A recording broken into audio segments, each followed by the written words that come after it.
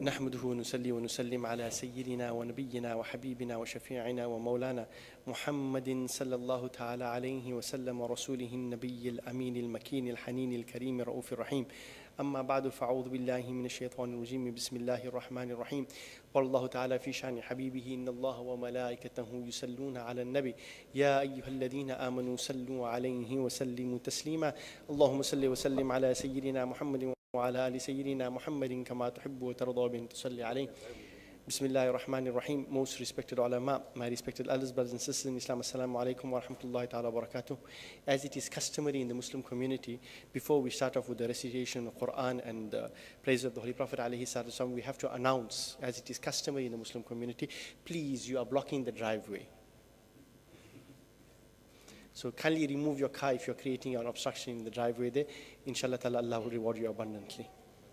Thereafter, we can take the name of Allah and continue the rest of the program.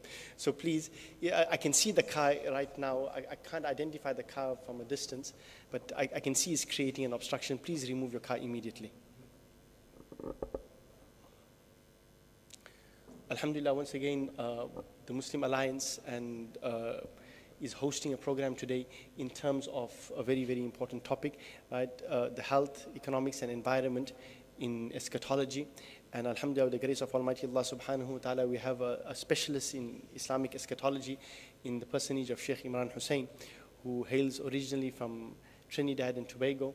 And he's the student of the illustrious His Eminence Hazrat Maulana Fazlur Rahman Al-Ansari. He's a graduate from the Alimia Institute of Karachi, and he was the gold medalist in the era of Sayyidina Maulana Fazlur Rahman Al-Ansari, rahimahullah. And he's been throughout the world, and he's got a very heavy schedule. He's 73 years of age, and it's been his passion for over 25 years in terms of studying the Akhirul Zama and the importance of the hour. And he's done a whole lot of groundwork in terms of that, the fourth element of the Hadith of Jibreel, which is very rarely alluded to and discussed in detail. We are privileged to have him here this evening, and with him on the panel today discussing health and environment in particular are two also well-known experts in their field. One is Dr. Farid Salih, who hails from Barberton, that very same Barberton of the world-famous long green mango. Okay, and he's a medical practitioner as well, and he's been through some also medical issues in terms of having had a bypass, and he was diagnosed as being diabetic. He has a particular interest in orthomolecular medicine, and he's been engaged in some groundbreaking work in terms of alternative remedies within the paradigm of the medical field as we know it today. And alhamdulillah, he's a living example of his own research. Right? The best guinea pig is yourself, obviously. So alhamdulillah, he's a living example of that, inshallah ta'ala. In terms of speaking of him, the best introduction that I can give to him as far as I'm concerned, that he's the grandfather of Khalid, Hamza and Ahmad. And more importantly for us from a local Durban perspective, he's the Wewai of our Haji Osman Hafiji there. So that's his claim to fame as far as we are concerned, alhamdulillah. And of course we have brother Nazir Jamal, who is part of Radio Al-Ansari. He's one of the directors and the manager of the radio as well. And if for those of you who don't know, he has his honors in environmental science and the chief and senior environmental officer in the eThekwini municipality. As well as the fact that he is also, he has done a lot of work in geography and so on there, and he's working a lot in terms of pollution and whatever it is. So he's on the, his finger is on the pulse in terms of environmental issues and so on there, which are very, very critical in terms of climatic change. And of course, besides that, he will be delivering his talk. The format will be a very simple one. We'll have a presentation of 10 minutes on health by Dr. Farid Salih, then a 10-minute presentation by Nazir Jamal, and thereafter a 15-minute response and comments by Sheikh Imran Hosein on the issues discussed, and then we will come back to our panelists again who will offer some solutions in terms of the issues that they have discussed, inshallah ta'ala. Without much greater ado, I'd like to call upon Dr. Farid Salih to Nazir Jamal to present his presentation here, and I think I can see something there. Our home is their hope, okay? And he will be delivering a talk. He will not be beatboxing. Assalamu alaikum wa rahmatullahi wa barakatuh, brothers and sisters, and everyone who's listening, I think, and watching. I think the best way to start, Bismillah ar-Rahman ar-Rahim, is to look at the beautiful picture that's there called Earth Rising. It's one of the pictures that was taken from Moon. And I think that really gives us a synopsis of what Earth is. This is one part of Earth, but majority of it is blue. And that's why we know majority of our land, or rather the earth that we live in, this beautiful ni'mah and blessing Allah has given us, is full of water. And that's a bit of a close-up picture of the earth. And I think, again, the picture says a lot, 1,000 words, as they say. And it gives a synopsis of what we're looking at today. So hopefully I would like to achieve a few things, and I'll just go a bit forward so I can see. The one is the current status of the environment at this moment in time. The next part is man versus nature. And I think it's quite a difficult topic to get into because it's one that we face daily. Another issue is resource depletion. It's a huge issue we're facing. Global warming. And then each aspect that I discuss, I'll bring a South African context to it. Something that I've dealt with either here in Durban or around South Africa. And finally, again, some solutions to those issues.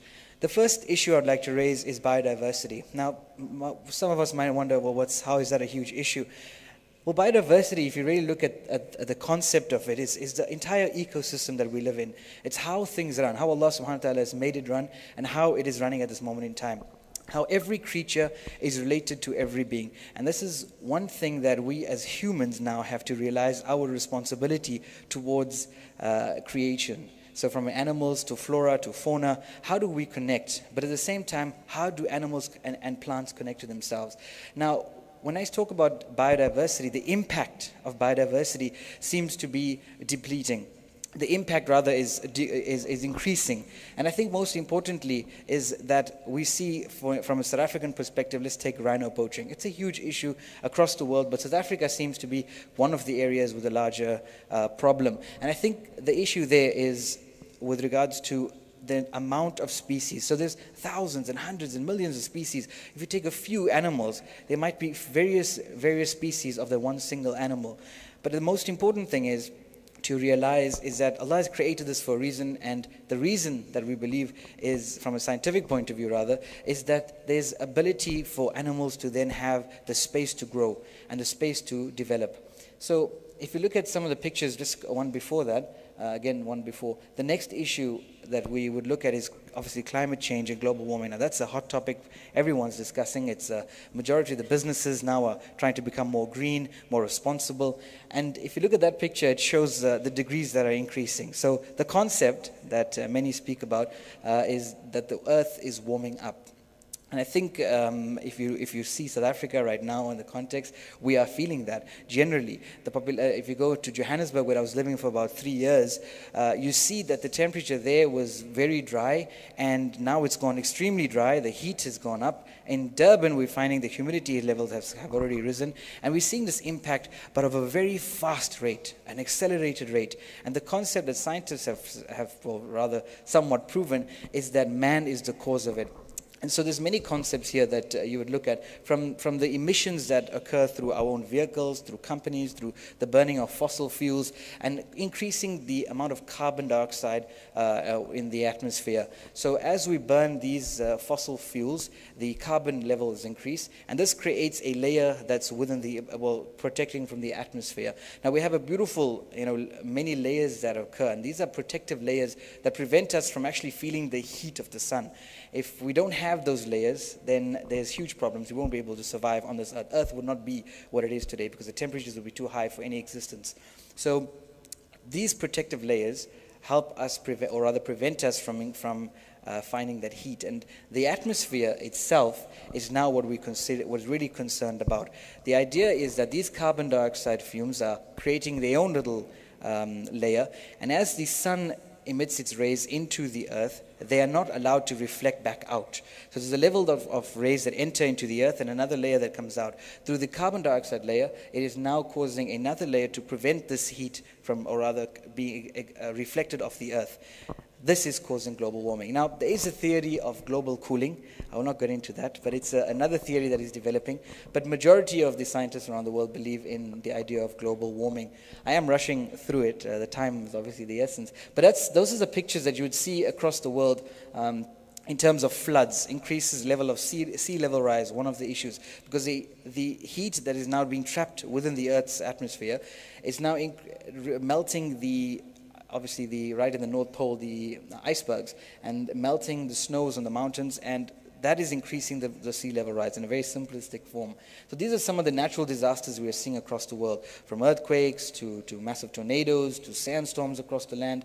And this is a quick synopsis of over many years, scientists have drawn this up. So this is the first picture. If you go to the next one, you'd see already temperature increases across the world. If you look at Africa, already we're now completely red at this moment in time.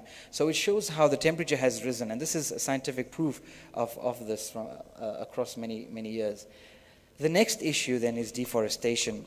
So apart from the biodiversity, now man has been removing massive areas of forests. And forests are a very beautiful place for animals to thrive and to live in. We are now removing this natural environment for them to build our houses, to build industries, to build suburbs, to build cities.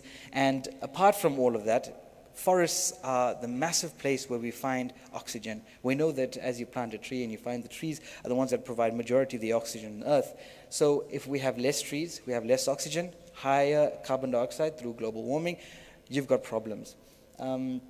So again, another issue, deforestation, then waste disposal. Mankind is one of the greatest consumers of resources on this earth. And yet we are not the largest in population if you look at certain species and certain animals. However, waste disposal seems to be one of the greater problems we face. If you look at a South African context in our landfills, right here in Durban, Bisasa landfill site is being closed down. Now the question is, it's a Springfield one, as everyone knows, where does the waste go to? So now we've just at the department have received an application for a new landfill site, two new landfills, one in Cato Ridge and one in the area of Cato Ridge, and the other area is Shongweni. The interesting fact is they only want to build this in 50 years' time. So I spoke to the developers and I asked them, but in 50 years' time, don't you think there'll be better technology? I mean, now that the recycling industry is booming, don't you think we won't really need at that time, 50 years' time? And he says he believes it's going to increase. The amount of consumption through the demand and supply system, where the nature of people is that they're demanding so much, obviously the supply needs to come in, then what happens to that waste? So there's a lot of work that's being done generally from larger businesses, trying to reduce the amount of waste. But still, we see this as a huge problem in terms of current environmental issues as waste disposal. Landfill sites are not the option.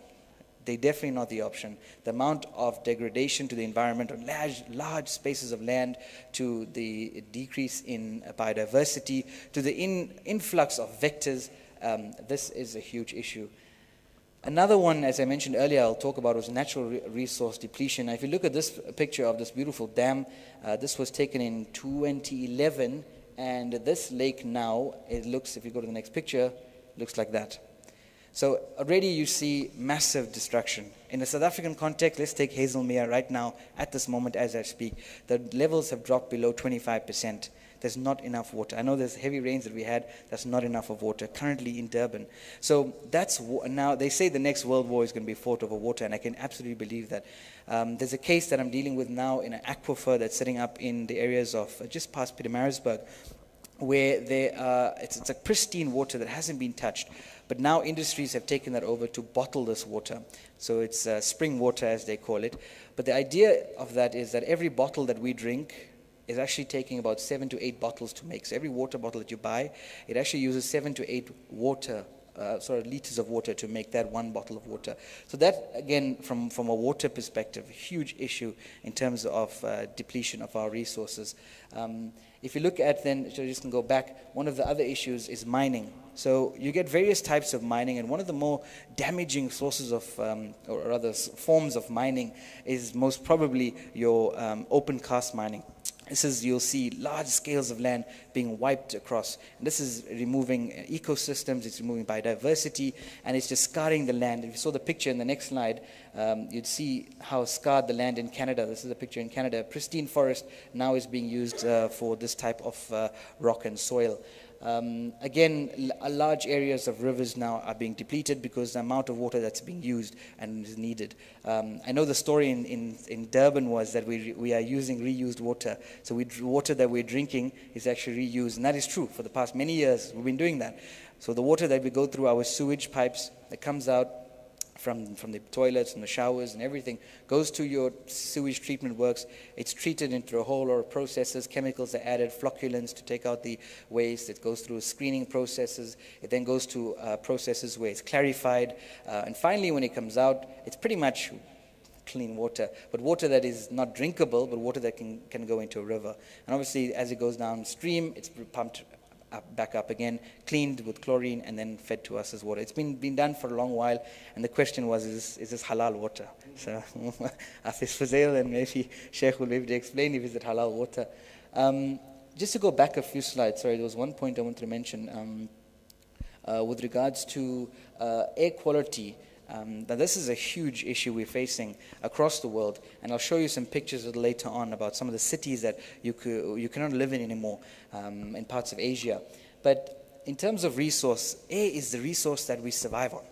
And when we are now affecting this negatively, this part of such a resource that we require just to survive, we then have problems which affect our human health. And I'll discuss that a little bit later on. So just some of the pictures I wanted to show of rivers and lakes that now have been dried completely. And the next issue is pollution. And this is my love and joy because I deal with it daily.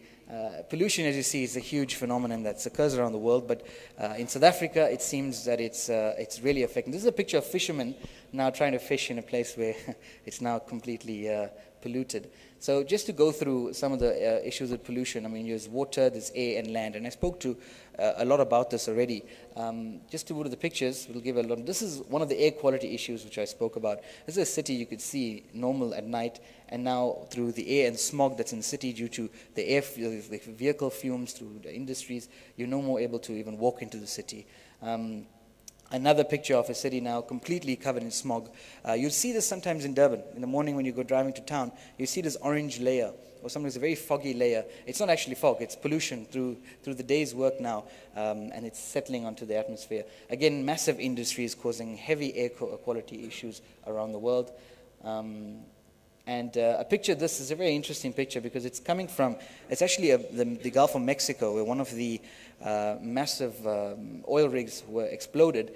And this is what you're seeing is, it's reaching now at quite a high level, closer to the upper stratospheres of the environment, of the air. And what happens to this? You could actually have this burning here in the Gulf of Mexico, and this could affect parts of another part of the world, completely on the other side, even Africa. And this is why we say air is such an important thing, because it can travel from one part of the other. Water, yeah, okay, maybe your ocean polluted a little bit, but when it comes to air, it moves across. This is just a picture of a bird completely smothered in oil after a massive oil spill in the ocean.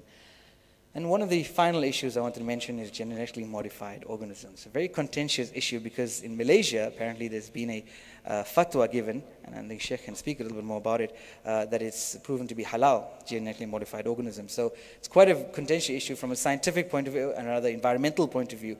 I believe it's a complete no-no when it comes to, this is the apple that's now looking like a lime.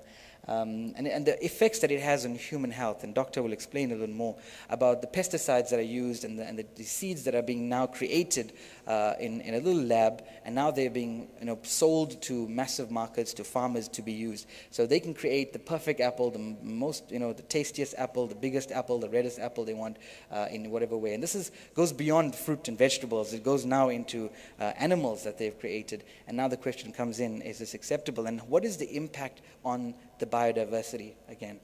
What is the impact on the environment? And I think finally the public health issues. So all of this, as I spoke about, I mentioned at every time the issue of human health. And I think humans being affected, not only us, but obviously the environment is one, but us as humans now being affected by our own damage to the environment. And you see issues across the world with starvation, with issues of, with regards to food security, and environmental issues and respiratory diseases through asthma. And you see that in South Durban Basin, huge issues with many cases due to the high levels of air quality, rather low air quality. This going to solutions, so I'll stop there. I think we are coming back to solutions, but thank you for now. Shukran. Jazakallah to Brother Nazir Jamal for that very quick but very, very effective presentation of his. And without much further ado, I'd like to call upon Dr. Farid Saleh to come forward. it's interesting, what he spoke about in terms of, Quran speaks about in Surah Al-Rum, ظَهَرَ الْفَسَادُ فِي الْبَرِّ وَالْبَحْرِ, that fasad, corruption, has appeared on the land as well as the sea. بِمَا كَسَبَتْ أَيْدِي النَّاسِ. And Allah gives the reason. It is because of what the hands of man themselves have wrought. لِيُذِيقَهُمْ بَعْدَ الَّذِي عَمِلُوا لَعَلَّهُمْ يَرْجِعُونَ. So that they may taste the effects of their own deeds and what they've done. So that لَعَلَّهُمْ يَرْجِعُونَ, so that they may return to the divine order, which is وَالْأَرْضَ وَضَعَهَا لِلْأَنَامِ, that the earth Allah has created for creation, not for man only. Okay, we'll call Dr. Farisali to come forward now, inshallah ta'ala, and give you his presentation. نحمد ونصلي على رسوله الكريم أشهد أن لا إله إلا الله وأشهد أن محمدا عبده ورسوله. My respected elders, fellow panelists, Sheikh Imran, Assalamu alaikum wa rahmatullahi wa barakatuhu. Also our listeners on the internet, wherever else this goes to. When Allah Ta'ala put Adam alayhi salam and our grandmother Hawa, may Allah Ta'ala be pleased with both of them, on this earth, He told them, you will be going to the earth for a time, and then you will return to this if you listen to the messages that I send to you. What is that time? The time is from Adam alayhi salam to the descent of Isa alayhi salam. Before Isa alayhi salam comes, there will be signs, and this is the signs of the Akhirul Zaman. That is a signs that our Sheikh Imran Hosein, if you want to dig deeper into that, then you can read his book, Jerusalem in the Quran, to dig deeper. From our point of view, did Nabi Sallallahu Alaihi Wasallam tell us anything that will happen in those times regarding our health? He told us there will be new diseases. He also told us your diseases will come through your stomach. He also told us that there will be, that for every disease, there is a cure. So if we don't have a cure for something, it means we are not looking hard enough. Or perhaps we are not looking in the right place. I am going to concentrate now on a certain group of diseases that have plagued mankind for the last 100 years. These diseases are commonly called chronic, non-communicable diseases, and they include diabetes, coronary artery disease, cancer, neurodegenerative diseases. It means that the brain and the nervous system is starting to break down in children, in elders. We call it different names. We call it multiple sclerosis. We call it Alzheimer's disease, and that kind of thing, you see. There's also an epidemic of autoimmune diseases. What is this? Autoimmune disease is when the immune system that is supposed to guard and protect you and to heal you is gone haywire, is actually attacking you. And what does it attack? Everything from the head to the toe. Now, I have been doing research on this for the last decade. And in my opinion, and as Sheikh likes to say, you might differ. But in my opinion, all of these diseases share one common link. I'm not saying that they are all coming from this one link. There might be other causes as well. But the major cause that links all of these common diseases that we experience in our families and in our communities and in our country and in the entire world, except where there are communities that stick to their old traditional diets. Like the Hunza Kut, like the Maasai, they depend on the cow. They drink its milk, they drink its blood, they eat its flesh, but they don't have any of these diseases. The Hunza in those mountains there, they drink glacial water. That means water that is coming out of the glacier. They are eating crops that come out of the soil that is enriched by this glacial melt. They don't have any of these diseases. So, why is it that they don't have? They've stuck to their traditional diet. We have changed our diet, and the trouble started in 1900 or thereabouts. And the common link between all of these diseases is oil. What has happened is, when industrialization occurred, oil was being extracted in a very gentle manner, and the oil was never destroyed. So when you use this oil contains certain things that your body used to make itself. But when industrialization started, they started using presses. That means you want to make more. Time is money, so they put in lots of seeds and they squeezed it, and the oil that came out from there was damaged and destroyed and toxic instead of being nourishing. And that is when the trouble started. So there were very few cases of coronary artery disease before 1900. But the first recorded case is 1921 in the records of the CDC, Centers for Disease Control in Atlanta. Go and inquire from them. The first recorded case of heart disease then. This is a new form of dying. This form of dying never existed before. The usual form of dying was in battle, infection. You have a slow lingering death. You might be living very nicely up till about 3 weeks before your death, and then you get sick and you take to your bed. And then this is a ni'mat from Allah because it gives you an opportunity to make tawbah. It gives you an opportunity to connect yourself to Allah Ta'ala. But now, you clutch your chest, you start sweating, and you fall down dead. It is a new way of dying because we have created a new way of living. And this new way of living is actually deadly. We have changed our diet. The human body Allah Ta'ala made, it heals itself. Consider that. It heals itself. It works completely on its own. It's completely automatic. But it requires 50 things for you to put into it. It cannot make it itself. It must come from outside. If any one of these 50 things is short, you will suffer from malfunction. This malfunction, depending on what the symptoms are, we group it and we call it a certain disease. One of the things that the body requires is a certain type of fat. We don't have the enzymes to make that fat. It's called omega-3 and 6.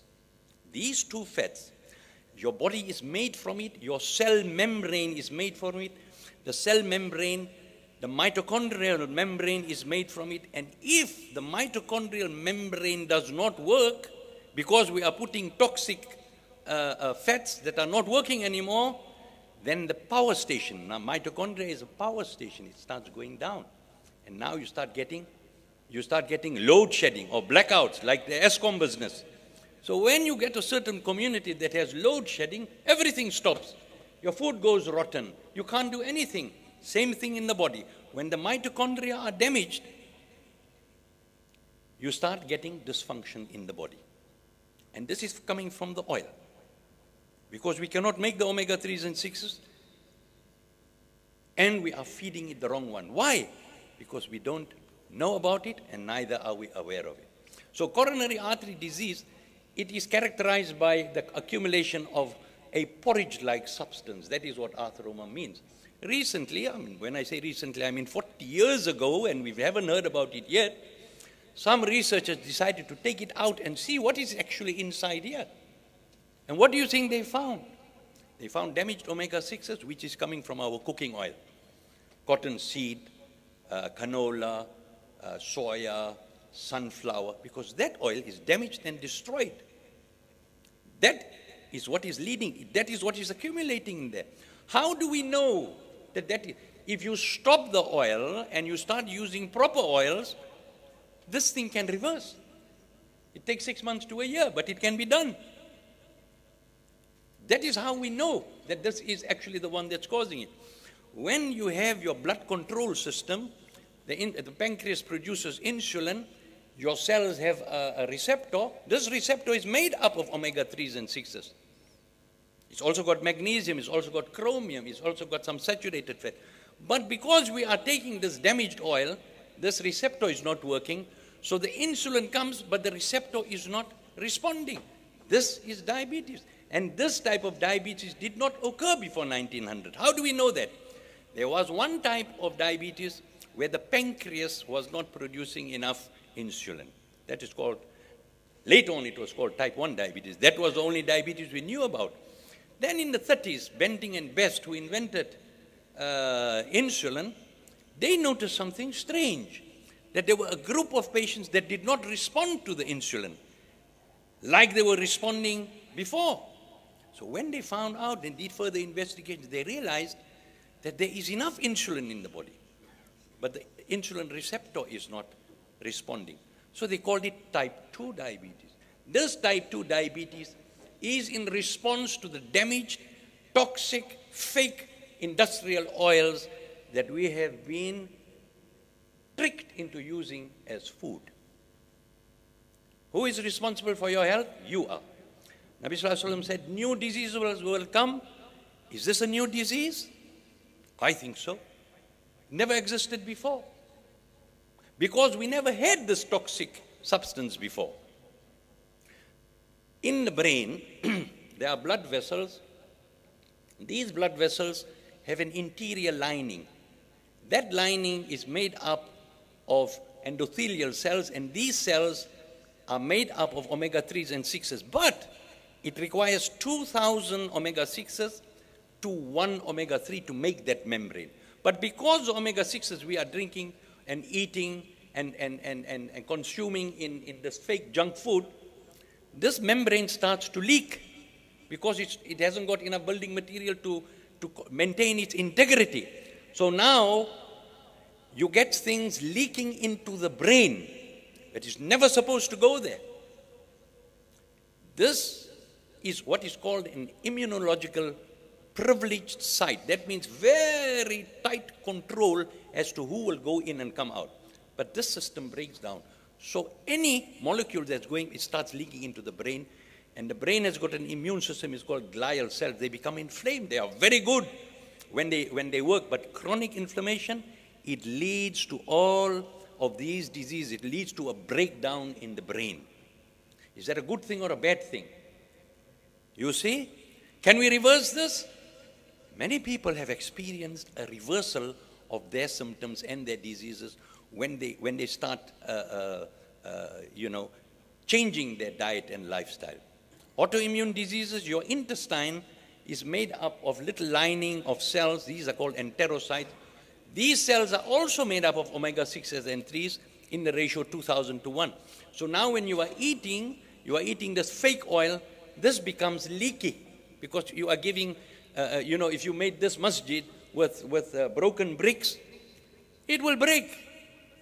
You need pristine bricks as Allah Ta'ala made them in the first place. You see? So this is, as Imam Sahib told us, these diseases is as a result of what our own hands have wrought. You see? Now when this thing leaks, there are proteins and things leaking into your bloodstream. It's never supposed to be there. It inflames the immune system, and now if there is a connection, if there is a semblance between the proteins that are leaking and any part of your body, your immune system will now attack that part of the body. So now you got autoimmune disease. And all of these, I am trying to draw, I am trying to say that these diseases did not exist before. It is only when we mistakenly started eating these fake, toxic industrial oils that these diseases started. So, if we are looking to cure this thing, Nabi Sallallahu Alaihi Wasallam told us, your diseases come from your stomach. So therefore, if we are looking for a solution, the solution will come from the stomach as well. Do I have more time? Is that it? So, your health is in your own hands. You must educate yourself. You are responsible for what you eat. You are responsible for your family. You are the Amir of your family. You have to educate yourself. Nobody has the responsibility to teach you. You have to learn yourself, and you must become awake, because that toxic stuff that enters into your blood, you put it there with your own hands. Your brain told you to do it. Your brain was conditioned by all the signals that you see around you from your TV and from your media. So, cut yourself off from that. Ask Allah Ta'ala to help you. Then read Surah Al-Kahf. Allah Ta'ala will protect you from deception. The road will open for the solution, and then it will be easy. These are new diseases. We have caused them ourselves. وآخر دعوانا الحمد لله رب Jazakallah khair jaza to Dr. Farid Sali for that presentation. He will give us some of the solutions in terms of the 50 types of things that we require for the body for it to function optimally, inshallah ta'ala. We also need to take a bit of an ad break. We'd like to thank our sponsors. Firstly, we'd like to thank Willerton Oil Products for their sponsorship for this evening's program. Jazakallah khair jaza, inshallah ta'ala. May Allah bless you and continue giving you barakah, inshallah ta'ala, in spite of the negative publicity. Okay, I'd like to call upon Dr. Imran Nazar Hosein to kindly come forward and give his comments on the two presentations made on environment as well as health, inshallah ta'ala, from a perspective of eschatology. Hundreds of people have asked me, well, I can be a bit, hyperbolic, but eschatology basically is that part of theology which deals with death, which deals with the day of judgment, which deals with the final days and the final destiny of man and the soul and all of these issues. That's I think it's more of a Christian term which they've applied to it there, but it's because of the English language we're utilizing that issue. Right? We talk about it as the signs of the hour. Jazakallah khair jaza. نحمده ونصلي على رسوله الكريم. Brother Chairman, Brother Nazir Jamal and Dr. Farid Saleh, brothers and sisters, Assalamu alaikum wa rahmatullahi wa barakatuh. I want to congratulate those who organized this evening's program on a subject of such great importance, the subject of human health and its linkages with the environment, and then all of that linked to ilmu akhiru zaman, ilmu akhiru zaman. In the English language it's called eschatology. In French it's also called eschatology, or the subject of the end time. There is a hint in the Quran of what is going to happen, and that we have just been seeing what is happening when Allah subhanahu wa ta'ala sent them out of Jannah. فَإِمَّا يَأْتِيَنَّكُم مِّنِّي هُدًى فَمَن تَبِعَ هُدَايَ فَلَا خَوْفٌ عَلَيْهِمْ وَلَا هُمْ يَحْزَنُونَ. He sent them out of Jannah, and he says, guidance is going to come from me. You follow that, you have no problems. But then he also said, وَلَكُمْ فِي الْأَرْضِ مُسْتَقَرٌّ وَمَتَاعٌ إِلَىٰ حِينٍ. That the earth will remain for you as habitat, a place where you can reside, and a place which will sustain you for only a specific period of time. A warning that the earth will not always sustain us. And there is going to come a time when we're going to have the problem that we now have. And then again, in this was Surah Al-Baqarah, again in Surah Al-Kahf. Inna بعد أعوذ بالله من الشيطان الرجيم إنا جعلنا ما على الأرض زينة لها لنبلوهم أيهم أحسن عملا. We gave this earth to you, this green and luscious earth to you, with so much beauty that you could enjoy that beauty. But we also gave it to you that you will be tested to see who are you, which of you, with your respect for the earth, respect for the resources of the earth, respect for water, would show respect in consuming the resources of the earth. لِنَبْلُوَكُمْ أَيُّكُمْ أَحْسَنُ عَمَلًا. Best in conduct. And when we look at that test, we see that the so-called primitive peoples were more successful than this so-called best civilization that it has ever been the misfortune of mankind to experience, the modern age. وَإِنَّا لَجَاعِلُونَ مَا عَلَيْهَا صَعِيدًا جُرُزًا. But be warned that this lush green earth which we have given to you, one day we will transform it into a dust bowl. Suratul Kahf. And Suratul Kahf is the surah of Akhirul Zaman. And so Brother Nazir spoke about resource depletion, of how we are wasting the resources of the earth. One of the most important of all is water. And he showed you photographs of lakes which are, the water level is going down, down, down. And Allah subhanahu wa ta'ala warned us about Gog and Magog. Yes, yes, yes, yes, yes. I don't know why I have to keep on teaching and teaching and teaching the subject for 20 years now. And yet they say, the establishment says, oh, Gog and Magog have not as yet been released. How do you know that? Based on a solitary hadith, which you have misunderstood. And in the process of basing your entire conclusion on the subject on one solitary hadith, you've disrespected the Book of Allah. You have disrespected the Quran, and you'll pay a price for it. This is frustration talking to you today. Frustration. Because if you want to study Gog and Magog, you don't begin with a hadith and end with one hadith. No, that's schoolboy stuff. Even schoolboys would make that mistake, but they made. You will begin with the Book of Allah. That's where you will start. Have they done that? Have they done that? When you start with the Book of Allah, then the Book of Allah will explain to you the universal facade that both speakers have spoken of. Everything is being corrupted, and yet we eat biryani and go home and sleep. The Book of Allah explains all things. Yes, it does.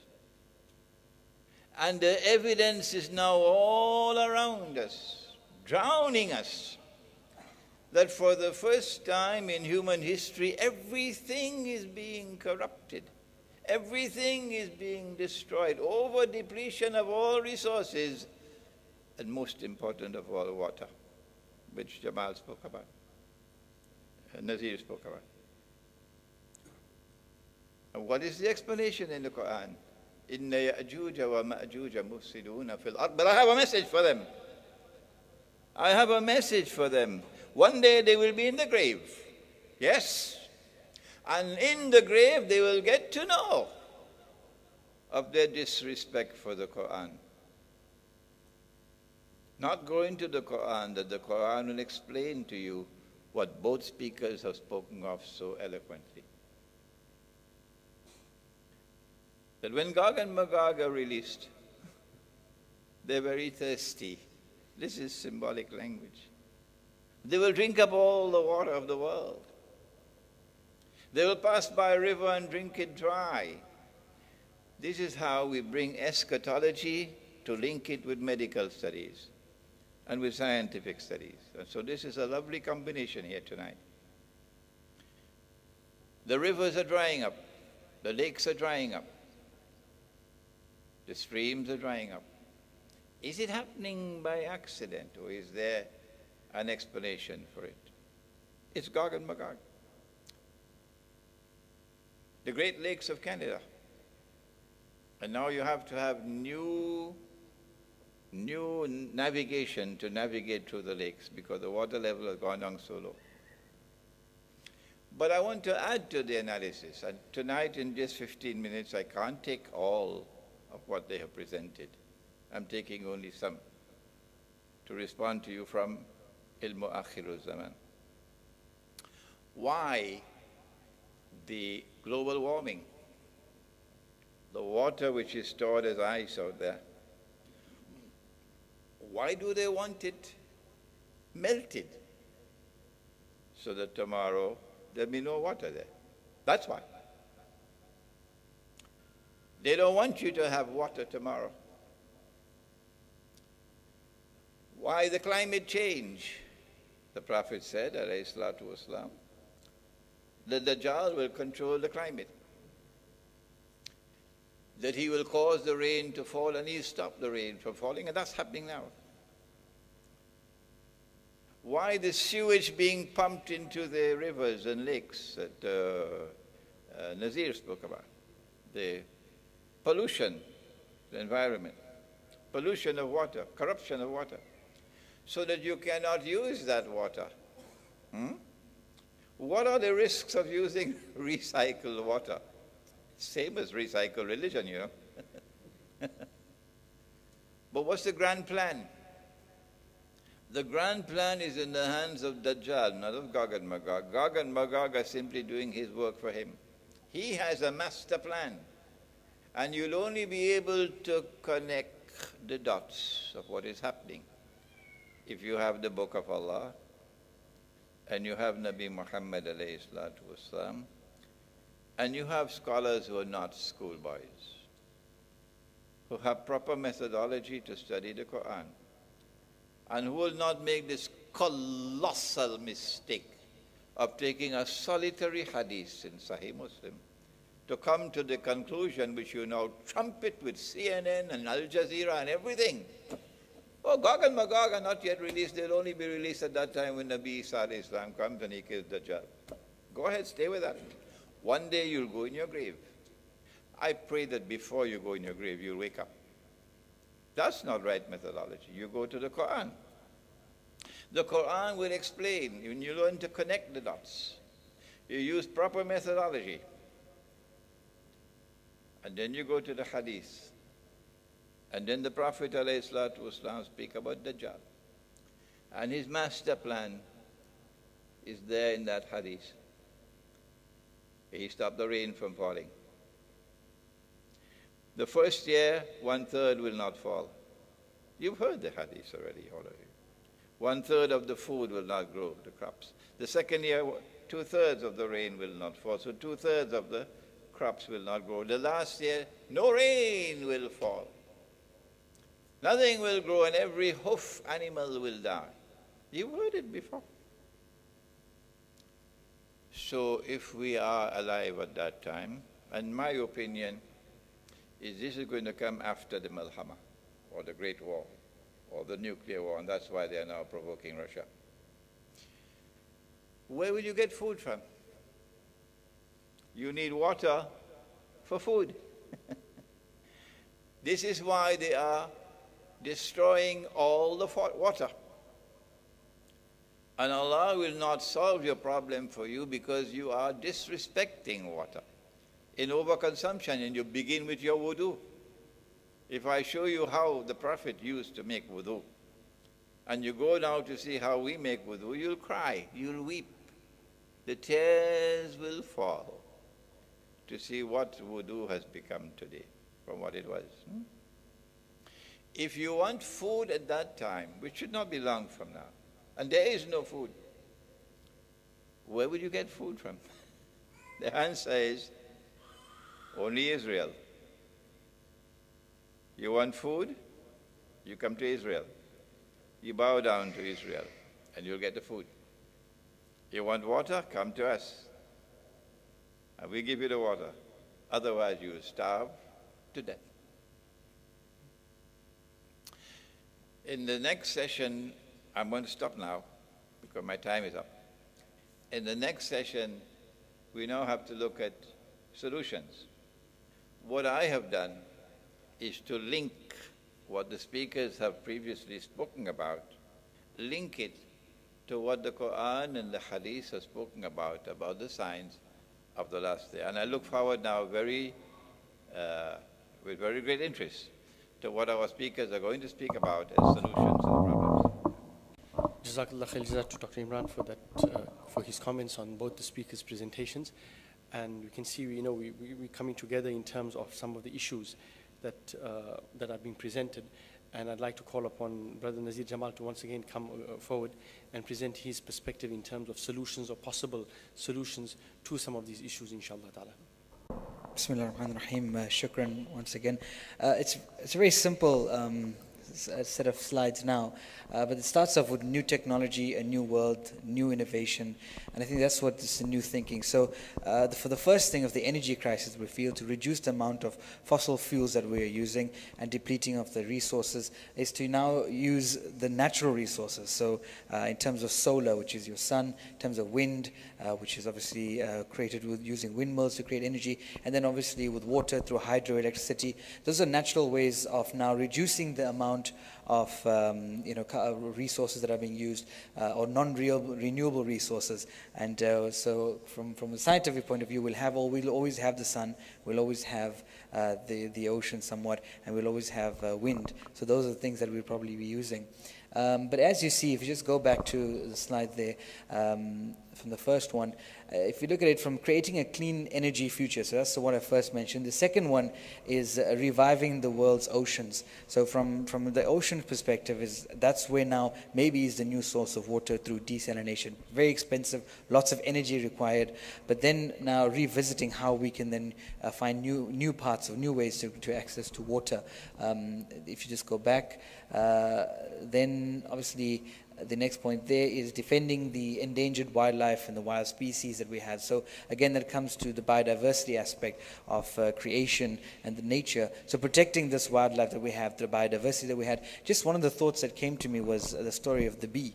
And the bee itself is such an important, it's a little bee, but it's such an important part it plays in biodiversity, in existence of even man. Because the bee is one of the insects, and scientists say that without the bee, there wouldn't be no world, because of the way that it now pollinates the land. And it's one of the most interesting animals, and I think the Quran speaks about the bee itself. But again, protecting the wildlife species. Then protecting our health by preventing pollution. So the pollution of the atmosphere from air, the land, the water, those are resources we have. New strategies in preventing that through now the greener way of living from our own houses and how we see ourselves, with regards to waste disposal. Finding new ways to create products that now are biodegradable, or products that can be reused rather than being just thrown away into the landfill sites. Again, ensuring safe and sufficient water. I spoke a little bit about that. And then fostering sustainable communities. And the word, a very buzzword, sustainable development. So this is about protecting your current, supply of resources so that the future resources are still available for our children and our children's children and generations to come. So it's again a sustainable way of using those resources from it be fossil fuels, some coal resources that we use, to the resources that are available generally. That was basically about 6 solutions that we had to the environmental crisis. Very simplistic way of looking at it. But just to conclude, it says the need for change in our daily lives and the movements of our government is growing. If humans continue moving forward in such a harmful way towards the future, then there'll be no future to consider. So by raising awareness in our local community, within our families, about the issues, about the concerns of the environment, you can help contribute to a more environmentally conscious and friendly place to live in. So that's some of the simple solutions that we can use. Obviously changing the mindset and creating awareness within ourselves in our masjids like this, mashallah, to talk about environmental issues so that we can, as Muslims and as people, go forward from there. Shukran. Nazir Jamal, just one comment on what he said. In terms of all of the sustainable energy and so on, trust me, I've been doing a lot of homework in the past week in terms of sustainable development for the masjid and so on. Boy, is it expensive, right? And untenable in the sense that if you want to just generate 1 kVA of energy using solar power, you require 10 solar panels, and you require batteries to work with it. In order to generate 5, you need 50 panels. In fact, you'll end up with more solar panels than rooftop. So we need to come up with some very, very effective solutions very quickly if we want to save the world, so to speak, inshallah ta'ala. Dr. Farid Saleh will come forward and present some of his health solutions in terms of being oil-free and, of course, going back to ghee, I think, inshallah. Assalamu alaikum once again. Bismillahir Rahmanir Rahim. In trying to solve a problem, the first thing to do is to understand it, then the solution presents itself. As far as the human body is concerned, Allah Ta'ala has made the human body that it heals itself. This is a very important thing to understand. Think about that for a minute, that it heals itself. When you cut yourself, there's nobody coming there to come and repair it. You see the blood clotting to prevent the loss of blood. You see, the most we can do is to make sure that if the wound is too large, is to bring it close together so it makes the job easier. But the healing is inherent inside the human body. Your car doesn't have that quality. So if the mechanic does not put in the right part, it's not going to get better while it's in the garage. But the human body, it heals itself, and the implication of that is profound. The implication is this, that if you have an illness, it means only one of two things. That something is preventing you from getting better, or you're not giving the body enough building material to do its job. That's all. Nothing else. So what are the things that might prevent you from getting better? These are the toxins that are in the air, in the water. Now they want to put poisons inside the aquifers by what is called hydraulic fracturing or fracking. And they don't want to tell us what these chemicals are. This is the reserve of water, fossil water, that has been there for thousands, hundreds of thousands, millions of years. And they want to pollute it with chemicals. And they don't want to tell us what these chemicals are. What are these things going to do to us? So therefore, first things first, that is our rule. First things first. The first thing you do is remove toxins from your life. Make sure your water is clean. It must be filtered. There are certain things that cannot be filtered. You must do research and find out, because your family's health depends upon it. Water itself is a thing that we don't understand fully of how it works. It's got structure. It's got information. It is such an important thing that Allah Ta'ala told us, I have made every living thing out of water. So if you take the water out, or if you pollute it, you are going to destroy life. And that is what we are doing. Yajuj and Majuj are hell-bent on destroying the water supply of the earth. So first of all, make sure you are drinking. Now at our level, make sure it's filtered. And you get a proper filter. Okay? Then Allah Ta'ala told us, as far as our food is concerned, we are eating toxic food. So the toxic foods, I will give you 4 of them. There are plenty, but I will choose 4 of them that you say that if you remove this from your diet, it will make a big change for you. The first one is wheat. It's supposed to be the staff of life. But today, it is stuffing your life. And in more ways than one, it is causing diseases in your brain, it's causing inflammation of the heart, it's causing every disease you can think of. Today, there are 144 diseases directly linked to consuming this wheat. And very soon, they are going to be spraying glyphosate on it, which is Roundup. And this herbicide is so dangerous that it was banned completely in Sri Lanka at the end of last year. Why? Because people working in rice paddies suddenly started getting acute renal failure. And it was linked to the herbicide that they were spraying on the seeds. Their water is hard water, so there are lots of minerals. And a combination of this is fatal for the kidney, because a combination of this makes metals precipitate out, and it clogs up your kidneys. People were just, getting renal failure, and the government was astonished.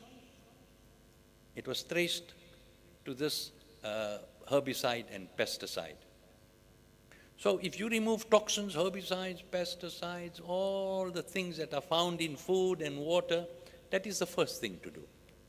So don't look for trouble. The second thing that ought to be nourishing but is deadly poison is milk. This milk that we are consuming, the only thing that resembles original milk is the color. It's white. Nothing else is the same. Because this milk comes, it is pasteurized. It comes from cows that are fed things that they are not designed to eat. They are fed corn. This corn's ratio of omega-3s and 6 is completely different, which is reflected inside the meat and inside the fat. So when you eat this meat, it is dangerous for you. That is why they say red meat is dangerous for you. Not because red meat is dangerous, but because the manner in which this cow, innocent beast that Allah Ta'ala gave us for food and for nourishment, is treated. They are treated in feedlots where they give them growth hormone, recombinant bovine growth hormone. This is a genetically modified thing to make it fat because they sell it by weight. Then they give it estrogen. It accelerates the growth.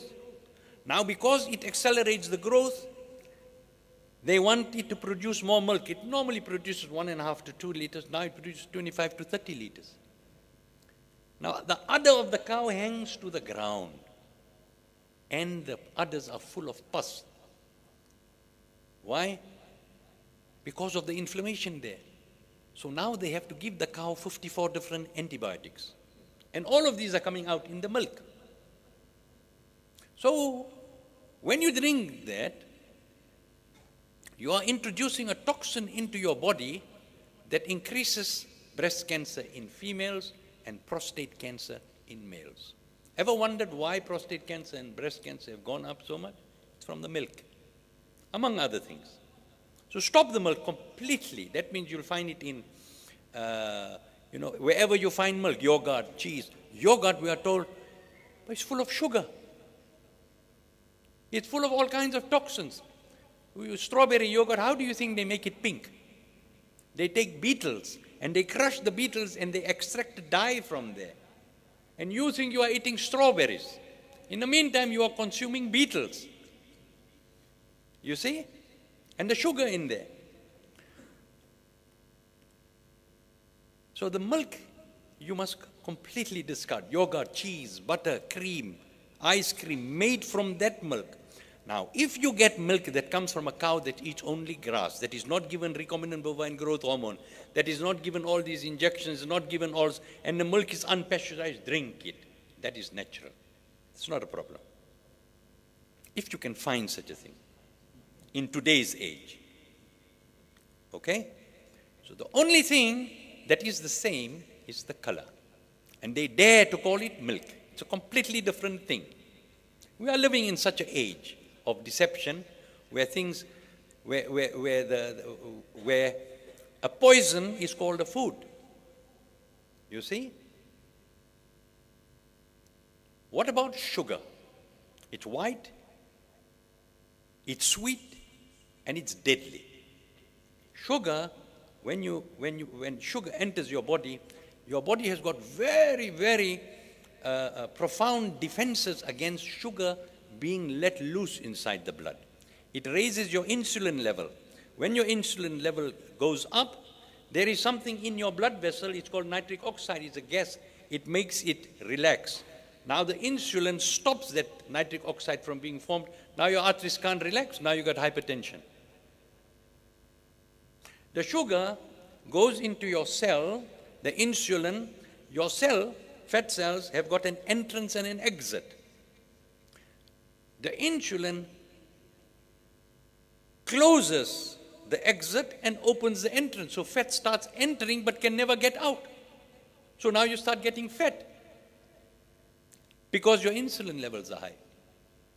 Okay? What else does it do? It has got myriad negative things. It raises the inflammation levels in your body. And we know now that inflammation and oxidative stress is what is responsible for most of the diseases from head to toe. You got gout, you got inflammation and oxidative stress. You got meningitis, inflammation, oxidative stress. You got Parkinson's disease, inflammation, oxidative stress. You got a headache, inflammation, oxidative stress inside your arterial wall. Okay? Today, there is no doubt among those people who have read the research about the dangers of genetically modified food. Properly, it's called transgenic food. So, transgenic food has been closely associated with liver failure, kidney failure, damage to the reproductive organs, so infertility rates are shooting up. Today in this country, in South Africa, 96% of the corn is genetically modified. As a GP in a rural town, I am seeing infertility cases going up. As soon as they stop GMO, fortunately, if you change the diet a little bit and if they listen, after 3 months, you get changes in the blood. You see? So there are things that can be done. So if you want to stop eating anything to do with flour, bread, biscuits, cakes, pasta, pizza. You see? Fish and chips, because it's dipped in flour. If it has got flour in it, how much? Even a gram. It will initiate the whole process. Are there any people exempt from this? We used to think 1 in 110 people are affected. Then it became 1 in 60. Then it became 1 in 11. Now we realize everyone is affected. We used to think that it only affects the intestine. Now we know that there are extra intestine effects from the head to the toe, from this flour. Now they are genetically modifying it, which makes it even more deadly. You see? So wheat, leave it. Milk, cut it out. Sugar, no artificial sweeteners as well. I am talking now the things that will prevent you from healing. And genetically modified foods. All chemicals, all man-made chemicals, they have no place in the human diet. So what must you eat then? There's only 50 nutrients the body requires. You must eat, and what is Allah Ta'ala's instruction to us as far as our food is concerned? Only 2 things. It must be halal and it must be tayyib. That's all. We all know about halal, but how many people have spoken about tayyib food? And what is tayyib food? Tayyib food contains all these 50 nutrients in the correct proportion, in the correct quantity. So if you eat tayyib food, you don't have to worry about illness, because Allah Ta'ala designed us, He designed the human body to take you from birth to death through its various stages in comfort and in ease.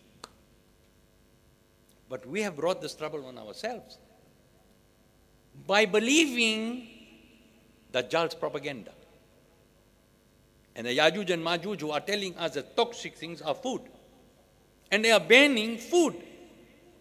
Real food. In America, they are banning whole milk that comes from cows that eat grass. They ban it. They send SWAT teams to your farm if you do that. But the toxic milk they sell to you, that's fine. So therefore, the world is now upside down. If you want to understand the world, sometimes I think to myself, whatever you hear and see, it is the opposite. Then it's better to understand the world. It's easier to understand the world like that. So what must you eat? Not only organic, but it must be beyond organic, because it contains the most nutrients. So you must start learning how to eat properly. That is a skill that you must acquire. People become streetwise to survive in the city. People develop business skills to survive in business. Well, this is a survival skill. So you must inquire yourself. Go to lectures, read books, because this is a vital skill that we will need in the next 30 years even more. And without this, they are going to pick us off like flies. Okay? So, human body heals itself. If you have an illness, it's only one of 2 reasons: taking in too much toxins, not taking enough nutrients. Cut out the toxins and increase your nutrients. And then, inshallah, the shifa comes from Allah Ta'ala, so you make dua to Allah Ta'ala. Hold on to the rope of Allah, because we are in for a very bumpy ride for the next couple of years, okay? وآخر دعوانا الحمد لله رب العالمين. Jazakallah, Dr. Salih, for those solutions. Right? Very simply put, one, no tablet, no medication ever or will ever cure an illness. Tablets don't cure an illness. They just relieve the symptoms. One. Two, in terms of what Dr. Farid Salih said, from now onwards, I think we should just stick to khajur and water. There's nothing else that is pure enough for us to eat. That too, the khajur too, hopefully is from Medina and from the ajwa and so on. They know from those original date farms from the Prophet ﷺ, safest option. Anything beyond that day, fast for the rest of the month. We'll be fine, inshallah. Sumu fasahu, the Prophet ﷺ said, fast, and you will gain your health, inshallah ta'ala. We'd like to ask Dr. Imran Hosein to, inshallah ta'ala, conclude with some of his solutions and his responses to the comments by our panelists. Dr. Farid Saleh has inundated us with so much of very valuable information. I want to concentrate more now on commenting on him than on Nazir. Two ayat of the Quran and one hadith. The first one will intrigue you. We realize that the reason, the explanation for the universal facade in the political system, in the economic system, in the monetary system, in the environment, in the male-female relationship, in the educational system, in sports, in agriculture, in industry. The universal facade must have an explanation. The Quran says it has come to explain all things. And the explanation is right there facing us in our faces. Inna ya'juja wa ma'juja mufsiduna fil ard. It's Gog and Magog. So if Allah introduces the subject of Gog and Magog in Suratul Kahf, He should tell us something about solution in Suratul Kahf. And He does. But agonizingly, He does it with only 3 words. So you really have to ponder, to penetrate those 3 words. Zulkarnain is about to travel and to confront the people who are attacking people, Gog and Magog, the 3rd journey. What about the 2nd journey? To the direction of the rising of the sun. There he came across a people, لَمْ نَجْعَلْ لَهُمْ مِن دُونِهَا سِتْرًا, 3 words, apart from the prepositions. A people for whom we had provided nothing more beyond this, as sitra, that which covers. What does he mean by these 3 words? كذلك. And now he responds with only 1 word. This is really imtihan in the Quran. Imtihan. The Zulkarnain left them as they were. And there is the hint. كذلك وقد أحطنا بما لديه خبرا. And Allah, I understood him. I hope you understand him. I understood him. I hope you understand him. They were a people who were living a way of life which was in total harmony with nature. Today we call it a primitive way of life. If we are to learn survival skills for tomorrow, it is that we have to go back to, and Dr. Farid spoke to us about that. How did they used to live? That's how we have to learn to live again. And so we go now to, again, Suratul Kahf. And the young man slept for 300 years. And if you sleep for 300 years and you wake up, I'm sure you're going to be very hungry. So, فَبَعَثُوا أَحَدَكُمْ بِوَرِكِكُمْ هَذِهِ إِلَى الْمَدِينَةِ. So send one of you with this money. Let him go and buy some food. بِوَرِكِكُمْ هَذِهِ إِلَى. Let him go to the city. فَلْيَنْظُرْ أَيُّهَا أَزْكَى. فَلْيَنْظُرْ أَيُّهَا أَزْكَى. Ta'am. Go search for that food. Dr. Farid spoke of halal and tayyib. And here Allah introduces a third term. Search for that food which is azka, purest. In Akhiru Zaman, if you want to survive, that's what you have to do. Search for that food which is purest, which incidentally takes us back to the word warik. Wrong methodology. You take one word in the Quran, and with one solitary word you build a monetary system? Huh? That's worse than schoolboy methodology. That's stupidity. Pardon the violent language. Huh? Yes, I get fatwa. Imagine that. That warik is from warak, which means paper. So Surah Al-Kahf is saying paper money is halal. You come to that conclusion with one word? Well, then you'll also conclude that Iblis was an angel. Yeah. Iblis was an angel because the command was given to the angels and they all bowed down except him. So logically, he had to be an angel. So warik, there has to be paper money, so paper money halal.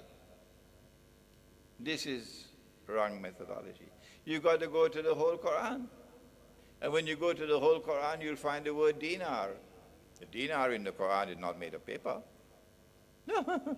You'll find the word dirham in the Quran. So take your paper and throw it in the garbage bin. That's not money.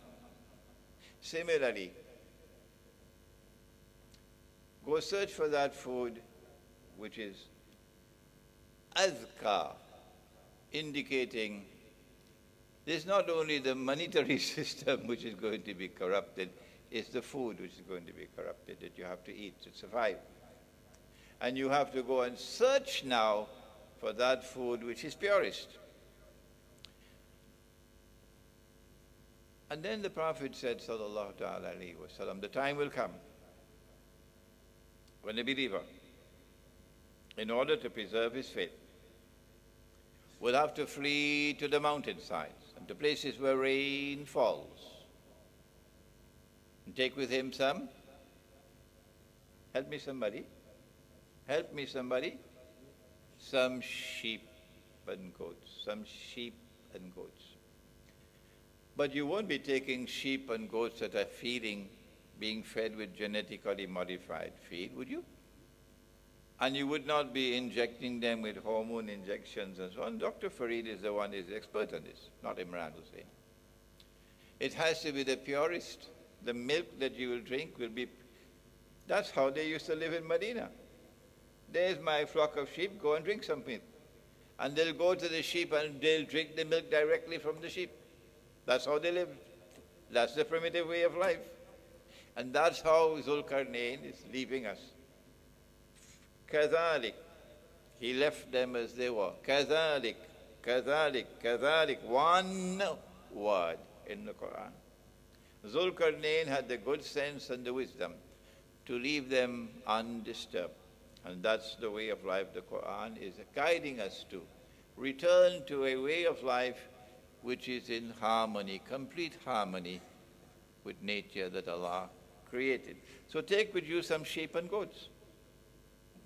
And you live in the remote countryside, of course, out of the city, because that's where all the diseases are. It's not just organic food. It's not just natural milk and meat. But what about the fish? You see, that fella out there might be suffering from that disease. And when he goes to the toilet, it goes out with the feces.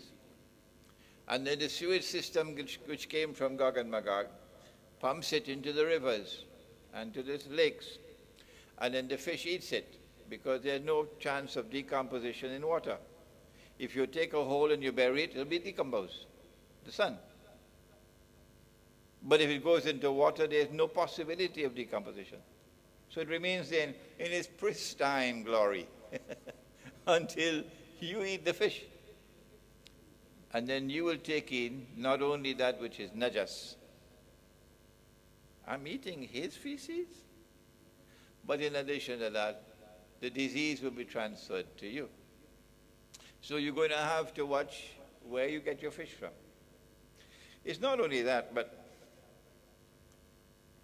our chairman just made mention of it. When the body, I hate to go into this field when we have medical doctors here.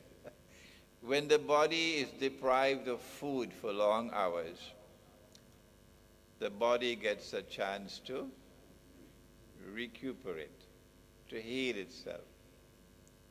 This is why fasting. But it is possible to fast every day. Every day you can fast. Every day you can eat, and yet every day you can fast, if you combine your meals. If, for example, you have a little breakfast in the morning, shortly after Fajr, you go back home and you have a little breakfast. And then for the rest of the day you don't eat. How many hours the body has to now recuperate? If you feel hungry during the day, what do you eat? Answer: fruits. The fruits will help you to heal. This is not genetically modified food. This is not food with chemical fertilizers and so on, but natural fruit.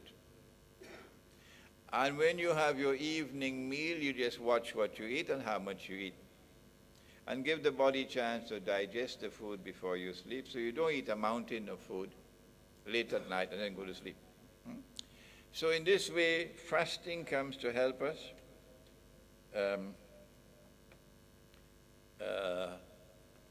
The guidance of Surah Al-Kahf, of returning to that way of life which is in harmony with nature, and searching for that which is azka, purest. One last comment, and I don't want to frighten you. One of the signs of the last day is dukhan, smoke. And the Quran says it's going to be plainly visible. So this is not symbolism. No, it's plainly visible.